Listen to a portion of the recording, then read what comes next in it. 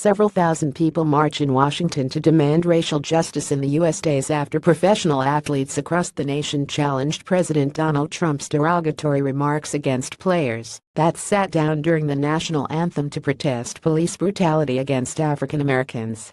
The Saturday protest rally came as the country was facing a period of growing racial tensions amid an escalating active presence of white supremacist groups that led to the death of an anti-racist protester in August, and several violent confrontations between demonstrators from opposing sides.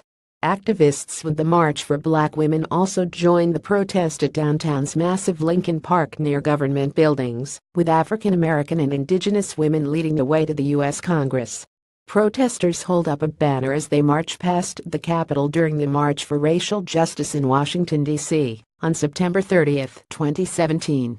Photo by AFP. The protest was timed to commemorate the anniversary of the Elaine Massacre of 1919 in Arkansas.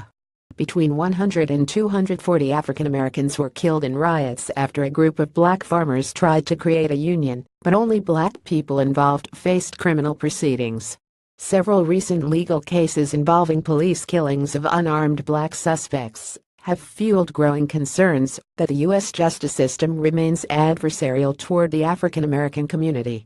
This is while the U.S. Justice Department announced on September 12 that it would not bring federal charges against 6 police officers in Baltimore as part of a probe into the death of African American teenager Freddie Gray, who was fatally injured in a police van in 2015.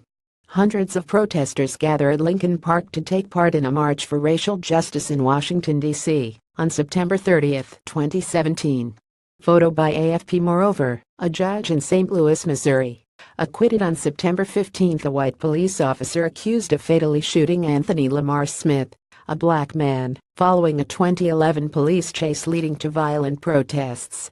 Meanwhile, an opinion poll published on Friday by CBS News highlighted the increasing polarization within the U.S. It found that 52% of Americans disapprove of athletes staging protests during the national anthem, but they also do not like Trump's handling of the issue.